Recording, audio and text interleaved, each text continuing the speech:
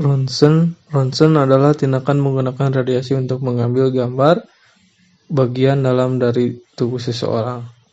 Utamanya, ronsen digunakan untuk mendiagnosa masalah kesehatan dan yang lainnya untuk pemantauan kondisi kesehatan yang ada. Terdapat berbagai jenis ronsen masing-masing dengan kegunaan yang spesifik. Lahirnya alat ronsen dikutip dari History, penemuan yang dilakukan ronsen tersebut berawal dari ketidaksengajaan di laboratoriumnya di Würzburg, Jerman. Kala itu, ia sedang menguji apakah sinar katoda dapat menembus kaca. Namun, ia justru melihat adanya cahaya yang berasal dari layar yang dilapisi bahan kimia di dekatnya.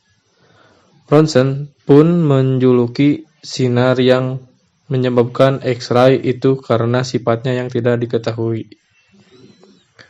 Fungsi ronsen dilakukan untuk melihat kondisi bagian dalam tubuh mulai dari tulang, sendi, hingga organ dalam. Ronsen dapat mengindikasi untuk mengetahui masalah kesehatan terutama di bagian dalam tanpa harus melakukan sayatan. Mendiagnosa masalah kesehatan dan pemantauan kondisi kesehatan pada diri seseorang. Cara kerja ronsen. Sinar X bekerja dengan memindahkan radiasi frekuensi tinggi ke seluruh tubuh. Sinar kemudian ditangkap pada gambar, dengan bagian-bagian tubuh yang berbeda menjadi terlihat karena perbedaan warna pada gambar. Perbedaan warna ini didasarkan pada kepadatan bagian tubuh seseorang, yaitu sinar X menunjukkan tulang sebagai gambar putih dan menunjukkan paru-paru sebagai gambar yang lebih gelap. Kelebihan dari ronsen yaitu memudahkan pihak medis maupun pasien dalam mendiagnosa penyakit yang diderita. Adanya ronsen, kelainan yang diderita akan mudah dianalisa tanpa harus melakukan penyayatan pada tubuh pasien yang bersangkutan.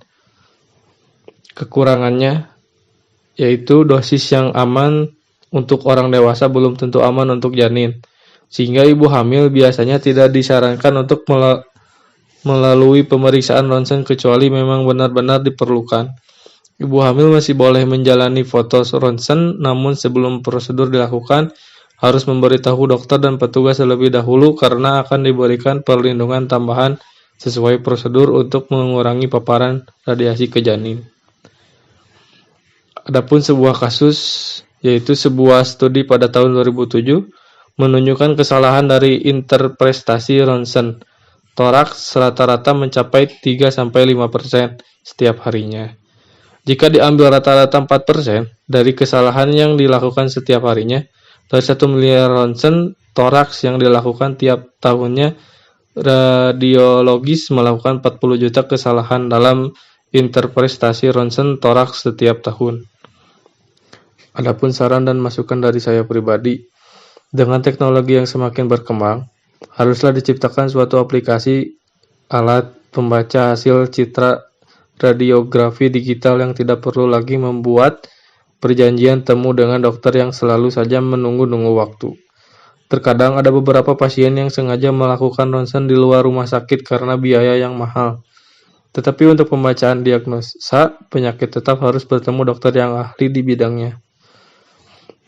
Dengan adanya aplikasi ini, diharapkan dapat memudahkan seluruh elemen masyarakat dalam mendapatkan hasil diagnosis yang sama tanpa harus terhalang oleh biaya. Terima kasih.